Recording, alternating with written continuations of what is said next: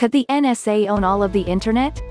No, and that is because the US Department of Defense owns it all 100% and has final say and authority of the entire thing.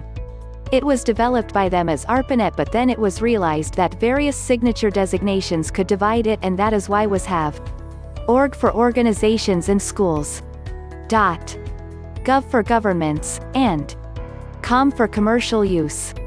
Sometime circa 2015 the web was separated and isolated from the internet, and there was a great series on Vice Channel called Cyber Wars that explained this.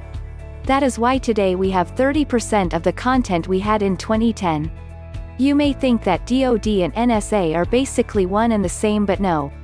NSA has no authority to conduct military actions or war.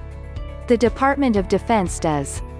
A sad thing is that the originator of the means to have such a thing, aka Tim Berners-Lee, was given $10,000 US and then given permanent house arrest in England. No, Al Gore did not exactly invent the internet, and his statement to such was a mega gaffe that cost him votes on the premise he was not clued in.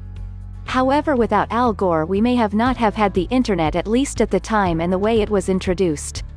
Gore was a US senator and was on a committee that was presented with the premise of such a thing long before PCs were thought about in earnest, so the idea of creating this mega PC-oriented app for billions of dollars when there were no PCs was quite far-fetched.